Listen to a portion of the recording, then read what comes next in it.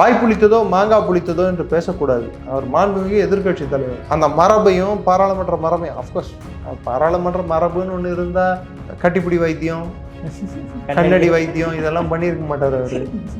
பிரதமரே சொன்னார் இல்லை இதெல்லாம்.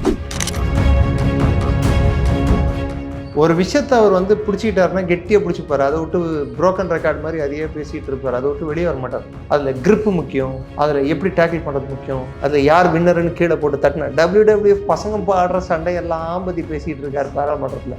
வரத்துக்கு முன்னாடி இதுதான் சொல்லிட்டு சரி ஃபர்ஸ்ட் நாள் வந்து நவராணி இதை பற்றி எடுத்தார். இப்போ ட்ரேட் டீல், நெக்ஸ்ட் என்ன? அவர் வந்து இஷ்யூஸை தேடுறாரு.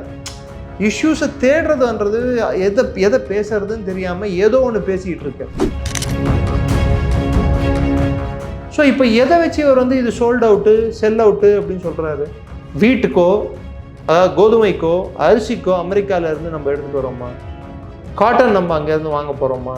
ப்ராசஸ் டிண்டு ஃப்ரூட் வரது வந்து ரேட்டு குறையும்னா ப்ராசஸ் டிண்டு ஃப்ரூட் வந்து ஊரில் இருக்கிறவங்க யாராவது சாப்பிட முடியுமா? இந்திய எதிர்கட்சி தலைவர் விலை போகிறாருன்னா நம்ம ஒன்றும் பண்ண முடியாது. சில நேரத்தில் சைனாவுக்காக பேசுகிறார், சில நேரத்தில் அமெரிக்காவுக்காக பேசுகிறார். அவர் யாருக்கு பேசுகிறாருன்னு அவருக்கு புரியுதா இல்லையான்னு எனக்கு தெரியல. பிரதமரை எதிர்க்கணும்னா நீங்கள் பாராளுமன்றத்தில் வெளில போய் கத்துனீங்க, ஓகே. வெளியே போய் காந்திக்கு சிலை முன்னாடி போய் உட்காந்து போராட்டம் பண்ணுங்க, பிரதமருக்கு அகேன்ஸ்டாக கோஷங்கள் எழுப்புங்க, வாக் அவுட் பண்ணுங்க. பல விஷயங்கள் இருக்குது. அதை வச்சுட்டு பேனர் வச்சு பிரதமர் மூஞ்சியில் அப்படி எடுத்து மூஞ்சி முன்னாடி அப்படி நீட்னா அட்டாக்ன்றதுன்னா பலாலும் பிரதமரை போட்டு யாராலையும் அறையவும் முடியாது, இவர் இன்னொருத்தரை போட்டு அறையவும் முடியாது. அது யாரும் பண்ண மாட்டாங்க, அதற்கான வாய்ப்பே இல்லை அங்கே. பட் அவங்க வந்து கைகலப்போ இல்லை ஈவன் ஒரு உரசல் நேர்ந்தா கூட பிரதமரை இவங்க கேட்கணும், பிரதமரை வந்து கேள்வி கேட்கணும்னா அதுக்கு இவங்களுக்கு 1000 வழி இருக்கு. அவர் சீட்டுக்கு வராமல் விடாமல் பண்ணுறது வந்து வழி இல்லை. பசங்க வந்து டீச்சரை கிளாஸ் ரூமுக்கு வர விடாம அமளி பண்ணுவாங்க, அப்படின்னு.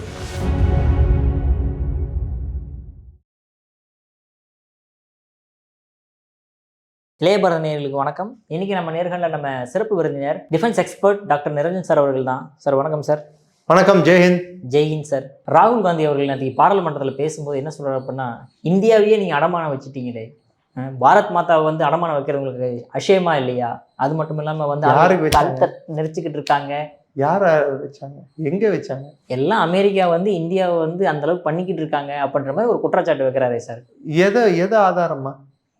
ட்ரேட் டீல் அவங்க வந்து 18% போடுறாங்க, நீங்க வெறும் 0% தான் போடுறீங்க அப்படின்ற மாதிரி. என்ன பொருட்களுக்கு? அதெல்லாம் அவருக்கு தெரியாது சார். இது வரைக்கும் ப்ளூ பிரிண்ட் நீங்க பாத்தீங்களா? என்ன வந்திருக்குன்னு சொல்லிட்டு ஜாயிண்ட் ஸ்டேட்மெண்ட் ஏதாவது கொடுத்தாங்களா? நம்மளும் அவங்களும் ஜாயிண்ட் ஸ்டேட்மெண்ட் ஏதாவது கொடுத்துருக்கோம். எதுக்கு என்னென்ன டேரிஃப் போட போறோம்னு சொல்லிட்டு இது வரைக்கும் அட்டவணை ஏதாவது வந்திருக்கா? டிசைட் ஆயிடுச்சா சார்? புக்கு கவரை பார்த்து புக்குக்குள்ள என்ன இருக்குன்னு சொல்லிடுவாரா? எந்திரன்ல ரஜினிகாந்த் அவர் படிப்பார் பாருங்க அப்படின்னு. அந்த அளவுக்கு அவருக்கு ஷார்ப். அவர் ஷார்ப்புன்னு எனக்கு தெரியும். Today night I woke up in the morning அப்படின்னு வர அவரு. அவ்வளோ ஷார்ப் அவரு. அதே மாதிரி ஒரு பக்கம் உருளைக்கிழங்கு போட்டால் இன்னொரு பக்கம் தங்கம் வரும்னு சொல்லுவார். கட்டாக்கட் ஃபார்முலா அப்படின்னு சொல்லுவார் அவர். இதெல்லாம் நிறைய பேசுவார் அவர். பட் பிரச்சனை என்னடான்னா, அவர் சொல்றதுக்கும் உண்மைக்குமே ரொம்ப முரண்டு இருக்கும். அது இப்போ நவராணி அவர்களோட ஸ்டேட்மெண்ட்ல இருந்தும் பென்கின் பப்ளிகேஷன் ஸ்டேட்மெண்ட்ல இருந்தும் நம்மளுக்கு நிறைய தெரிய வருது. ஆமா சார், நீங்க லாஸ்ட் இதுலயே சொல்லியிருந்தீங்க. என்ன அவங்க சொன்னாங்க, என்ன சஜஷன் கொடுத்தாங்க அவங்க? ராணுவ அதிகாரி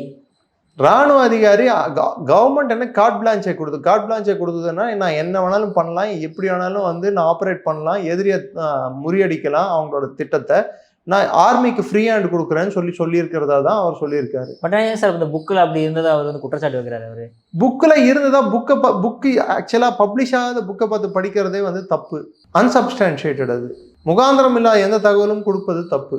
வாய் புளித்ததோ மாங்காய் புளித்ததோ என்று பேசக்கூடாது. அவர் மாண்புமிகு எதிர்கட்சி தலைவர்.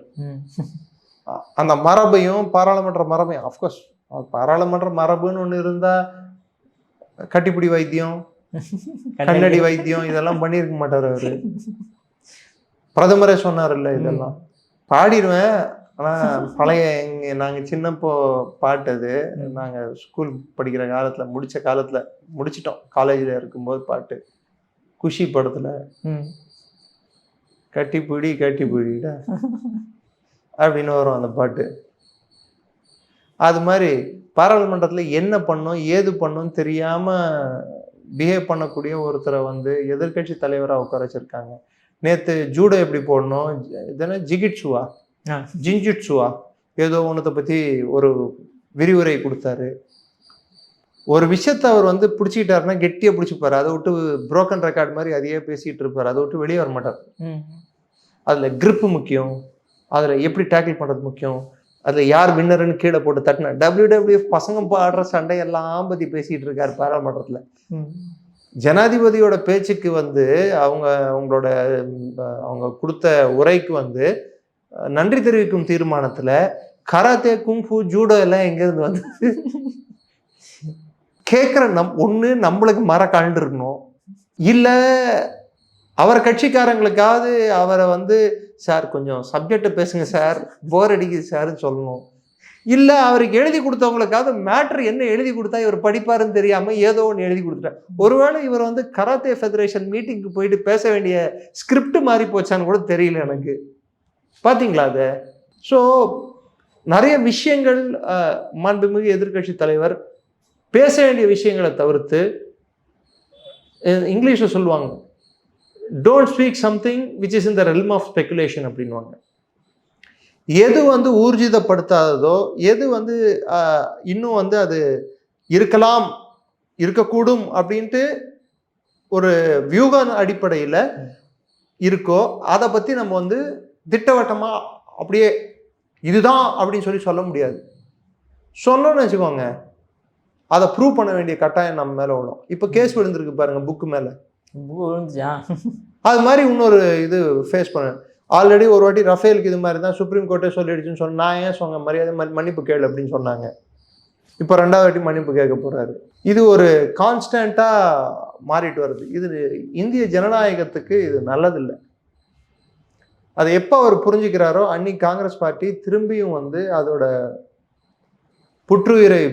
புத்துயிரை பெறும் அப்படின்னு சொல்லிட்டு அவங்க கட்சிக்காரங்க நினைக்கிறாங்க. நான் நினைக்கிறேன்னு இல்லையா, அது அப்பாற்பட்ட விஷயம். அவங்க கட்சியை பொறுத்த வரைக்கும் இவரை முட்டு கொடுக்கறதுக்கே அவங்களுக்கு டைம் சரியா போகுது. ட்ரேட் டீலை பற்றி நீங்கள் கேட்டதுக்கு நான் ஒரே பதில் சொல்கிறேன். ஹாவார்ட் லுட்னிக்கும் பியூஷ் கோயலும் 2 பேரும் கையெழுத்து போடும்போது என்ன அந்த அறிக்கையில் வருதோ அதுதான் ஃபைனல். இது வரைக்கும் அந்த அறிக்கை வந்துதான் நீங்கள் கேள்விப்பட்டீங்களா? பட் எதுக்கு எடுத்தாலுமே வந்து இந்தியா வந்து 0% தான் போடுது, அவங்க 18% போடுறாங்க, ஏன் இப்படி பாரபட்சம் பார்க்குறீங்க அப்படின்ற மாதிரி தான் சார் கேள்வி எழுப்பிக்கிட்டு இருக்காங்க, என்னன்னே தெரியாமல். சார் ஃபர்ஸ்ட் அது வரட்டும் சார். எதுக்கு 18%, எதுக்கு 0%, எதுக்கு நம்ம குறைச்சிருக்கோம்? ஹார்லி டேவிட்சன் பைக்கை ராகுல் காந்தி அவர்களால் வாங்க முடியும், உங்களால் வாங்க முடியுமா? அது 0% போட்டால் என்ன, அதுக்கு 100% போட்டால் என்ன? பெருசாக யாரும் இங்கே வாங்க போகிறது இல்லை. நீங்கள் வாங்குவீங்களா ஹார்லி டேவிட்சன்? எனக்கு தெரிஞ்சு இல்லை. அங்கேருந்து வரக்கூடிய ஜாக் டேனியல்ஸை வந்து ஒருவேளை சில படங்களில் வேணும்னா அந்த ஜேடின்னு சொல்லிட்டு கேரக்டர் பேரை வச்சுக்கிட்டு பாட்டில் வச்சுட்டு சுற்றுறாங்க, வேணும்னா சுற்றலாம். ஆனால் அதெல்லாம் வந்து நார்மலாக இங்கே இருக்கக்கூடிய மதுபான பிரியர்கள் அப்படிதான் சொல்லணும் தமிழ்நாட்டில். ஆமாம் சார், அவங்கெல்லாம் வாங்க முடியாது. So it's not possible. இது மாதிரி பொருட்களுக்கு வந்து 0% போட்டிருக்க கூடும் அண்டர்லைன். ஸோ அது என்னன்றது அது வரட்டும் சார், வந்த உடனே பார்க்கலாம். வரத்துக்கு முன்னாடி இதுதான் சொல்லிட்டு சரி ஃபர்ஸ்ட் நாள் வந்து நவரான இதை பற்றி எடுத்தாரு, இப்போ ட்ரேட் டீல், நெக்ஸ்ட் என்ன? அவர் வந்து இஷ்யூஸை தேடுறாரு. இஷ்யூஸை தேடுறதுன்றது எதை பேசுறதுன்னு தெரியாமல் ஏதோ ஒன்று பேசிக்கிட்டு இருக்க. அப்படி பேசுறது இல்லை. சரி, இண்டோ யூஎஸ் ட்ரேட் டீலில் வந்து பியூஷ் கோயல் அவர்கள் காமர்ஸ் மினிஸ்டர் ஒன்று சொன்னார், இது நோஷனல் 500 பில்லியன் அளவுக்கு இந்தியா வந்தால் நெக்ஸ்ட் 5 ஆண்டுகளுக்கு அமெரிக்காவிடம் வந்து பொருட்கள் வாங்கும். மொத்த ட்ரேட் வேல்யூவே நம்மளுக்கு அமெரிக்காவுக்கு $132 பில்லியன். இதில் $500 பில்லியன் எப்படி வாங்க முடியும்னு சொல்லி கேள்வி கேட்கும்போது அது நோஷனல். இந்த அமெரிக்கா வந்து இவ்வளோ தூரத்துக்கு நம்மளுக்கு வந்து பொருளாதாரம் வளரக்கூடும், அதாவது நம்மளோட வர்த்தகம் வளரக்கூடும் அப்படின்னு சொல்லிட்டு, ட்ரேடு வளரக்கூடும்னு அவங்க கணிச்சிருக்காங்க, நம்மளும் கணிச்சிருக்கோம். இவ்வளோ தூரம் வளர்க்கறதுக்கான வாய்ப்புகள் இருக்குன்னு சொல்லிட்டு, அதுக்கண்டு இதெல்லாம் அமெரிக்க பொருள் எல்லாம் நம்ம வாங்கிடுவோம்னு சொல்ல முடியாது அப்படின்னு சொல்லிட்டு அவர் சொல்லிட்டார்.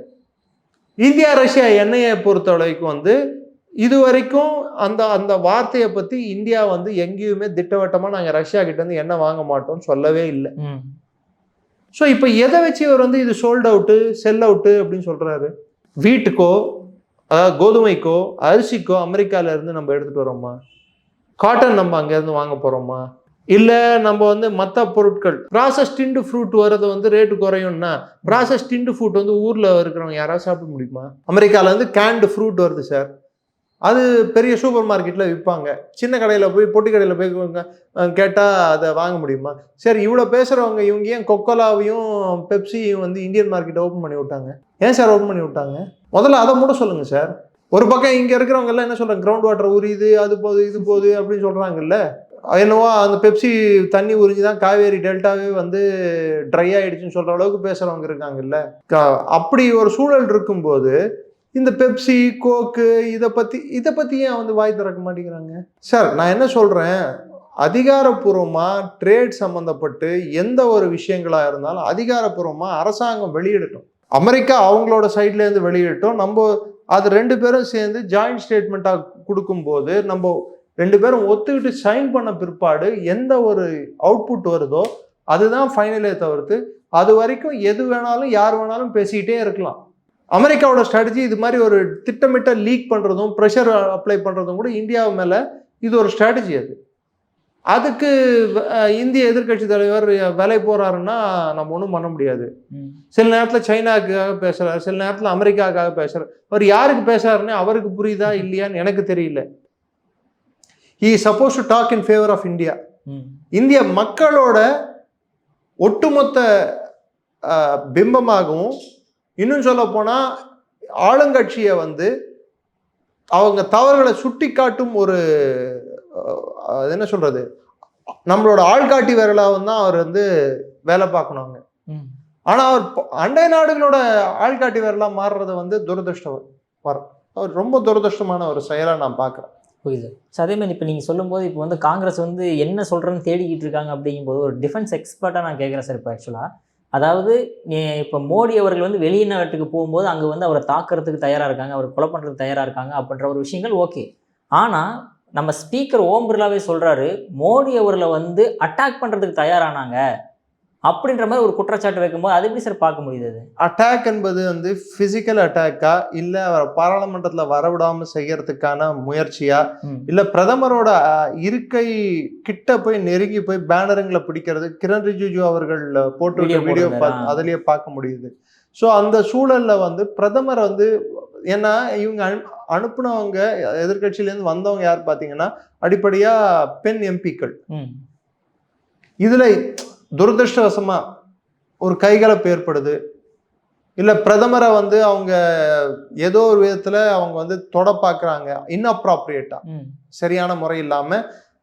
ஏன்னா பிரதமருக்கே கூட அவர் கை கொடுத்தாதான் கை குலுக்க முடியும். அந்த மரபு மாண்பு என்பது ஒன்று இருக்கு. அந்த மரபு மாண்பை மீறி அவர் சேர் கிட்ட போய் அவரை வரவிடாம தடுக்கிறது, இல்லை அவர் வரதை வந்து இவங்க நிறுத்த பார்க்கறது, இல்லை சப்போஸ் யாரோ ஒருத்தவங்க வந்து நான் உன்னை வரவிட மாட்டேன்னு நிற்கிறாங்க, அப்போ அவர் கூட இருக்கிற எஸ்பிஜி வந்து அவங்கள அகற்றுவதற்கு அவங்க ஏதாவது முயற்சி எடுக்கிறாங்க. அது ஒரு பாராளுமன்றத்துக்குள்ள எஸ்பிஜி வந்து உள்ள நுழைஞ்சு ஒரு எம்பியை தொடர்றதோ இல்லை அவங்கள அகற்ற பார்க்கறதோ அது எந்த விதத்துல ஒரு சரியான விஷயமா இருக்கும்? ஒரு ஒரு அன்சேவரி, ஒரு தேவையற்ற ஒரு சிச்சுவேஷனை தானே பாராளுமன்றத்துல ஏற்படுத்தும். அது வந்து ஒரு அந்த பாராளுமன்றத்தோட மரபுக்கும் மாண்புக்கும் அந்த பாராளுமன்றத்தோட கண்ணியத்துக்கும் ஒரு இழுக்கு தானே அதை கற்பிக்கும் அந்த செயலானது. இது தேவையா? பிரதமரை எதிர்க்கணும்னா நீங்க பாராளுமன்றத்துல வெளில போய் கத்துனீங்க, ஓகே. வெளியே போய் காந்திக்கு சிலை முன்னாடி போய் உட்காந்து போராட்டம் பண்ணுங்க, பிரதமருக்கு அகேன்ஸ்டா கோஷங்கள் எழுப்புங்க, வாக் அவுட் பண்ணுங்க, பல விஷயங்கள் இருக்கு. அதை வச்சுட்டு பேனர் வச்சு பிரதமர் மூஞ்சியில அப்படி எடுத்து மூஞ்சி முன்னாடி அப்படி நீட்னா இதை லைவா பாக்குறவங்க என்ன நினைப்பாங்க? இப்போ மோடியோட பேரை கெடுக்கிறதுக்காக தானே இந்த வழியா? இல்ல, ஒரு விதத்துல எதிர்கட்சிகளை வந்து ஏன் விமன் எம்பிக்களை சூஸ் பண்ணியிருக்காங்க? விமன் எம்பிக்களை சூஸ் பண்ணும்போது ஸோ அவங்க எதுவும் பண்ண மாட்டாங்க, ஆளுங்கட்சி ஏதாவது பண்ண போனாங்கடான்னா ஒரு ஒரு தப்பான ஒரு பிம்பத்தை கட்டமைக்க முடியும் அப்படின்ற ஒரு எண்ணம் இருக்கு. It's premeditated well planned move. ஒரு பெரிய அமளதுமொழி ஏற்படுத்துவதற்கும் ஒரு களங்கம் கற்பிக்கும் செயலாக அதை மாற்றுவதற்கும் அட்டாக்ன்றதுன்னா பலாலும் பிரதமரை போட்டு யாராலையும் அறையவும் முடியாது, இவர் இன்னொருத்தரை போட்டு அறையவும் முடியாது. அது யாரும் பண்ண மாட்டாங்க, அதற்கான வாய்ப்பே இல்லை அங்க. பட் அவங்க வந்து கைகலப்போ இல்லை ஈவன் ஒரு உரசல் நேர்ந்தா கூட, ஒருத்தரை தள்ளுமுள்ளு ஏற்பட்டா கூட அது ஒரு தேவையற்ற செயல் தானே. தப்பா போர்ட்ரே பண்ணி வேர்ல்டு லெவல்ல ஃபேமஸ் ஆகி ஒரு தப்பான செயல். 89 தமிழ்நாடு பாராளுமன்றத்துல 91 தமிழ்நாடு சட்டமன்றத்துல அன்னைக்கு மாண்புமிகு எதிர்கட்சி தலைவர் வந்து என்ன நடந்ததுன்றது எல்லாரும் கண்கூட பார்த்தோம். அன்னைக்கு லைவ் டெலிகாஸ்ட் இல்லாட்டியும் அதுக்கப்புறம் நான் இன்னைக்கும் எனக்கு ஞாபகம் இருக்கு, ஈவினிங் வந்த பேப்பர்ல எந்த கோலத்தில் எதிர்கட்சி தலைவர் வெளியே வந்தாங்கன்னு சொல்றதை எல்லாரும் பார்த்தோம். அதுவும் ஒரு மாண்புமிகு பெண், அவங்க பிற்காலத்துல தமிழக முதல்வராகவும் அவங்க இருந்தாங்க, பார்த்தோம். இன்னும் சொல்ல போனா அன்னைக்குன்ற முதல்வரே அதை குறித்து பேசும்போது பிற்காலத்துல அவர் வந்து வருத்தம் தெரிவிச்சார், அது நடக்காம இருந்திருக்கணும் அப்படின்னு சொல்லிட்டு.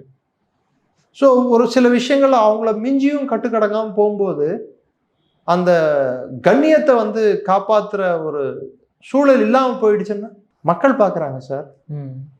இதே பாராளுமன்றத்தை தான் பெப்பர் ஸ்ப்ரே யூஸ் பண்ணாங்க ஒரு காலத்துல, தெலங்கானா பில்லுக்கு மேல. இதே பாராளுமன்றத்துல தான் எவனோ ஒருத்தன் வெளியிலேருந்து வந்து ஒரு யாரோ ஒருத்தன் கேலரியில உட்காந்துட்டு இருந்தவன் ஸ்ப்ரே பெயிண்ட் எடுத்து அடிச்சான், ஸ்ப்ரே பெயிண்ட் கலர் பெயிண்ட் எடுத்து அடிச்சு போனான். அப்பெல்லாம் இஷ்யூ ஆக்கினவங்க இப்போ பிரதமரோட நாற்காலி கிட்ட போயிட்டு சப்போஸ் ஒரு எம்பி வந்து பிரதமர் நாற்காலியிலேயே உட்காந்து பிரதமர் உட்கார விட மாட்டேன்னு சொன்னா அதுக்கன்ட்டு ஆளுங்கட்சி வந்து அந்த அம்மா பிடிச்சி வெளியே தூக்கி போட முடியுமா? இது ஏன் சீட்டு தான் சொல்லி அந்த அம்மா கெட்டியா பிடிச்சிக்கிட்டா? அவங்கவுங்களுக்குன்ட்டு சீட்டு கொடுக்கப்பட்டுள்ளது சார். இந்த சீட் இவருது, இந்த சீட் இவருது, இந்த சீட் இவருது. லீடர் ஆஃப் அப்போசிஷனுக்கு எப்படி ஒரு சீட் இருக்கோ அதே மாதிரி the leader of the house, பிரதமர் தான் லீடர் ஆஃப் த ஹவுஸ், அவருக்கு சீட் இருக்கு. அவர் இருக்கையில் அவர் தான் உட்கார முடியும். எதிர்கட்சி தலைவர் வந்து இப்படின்னு சொல்லி உட்கார முடியாது. இவரும் போய் அப்படி உட்காரணும்னா மக்கள் தீர்ப்பு கொடுத்தாதான் உட்கார முடியுமே தவிர சீட்டை மாத்தி இவங்க அமளி திமளியில் ஏற்படுத்தி இவங்க அந்த சீட்ல உட்காந்துட்டு நீ உட்காரக்கூடாது அப்படின்னு சொன்னா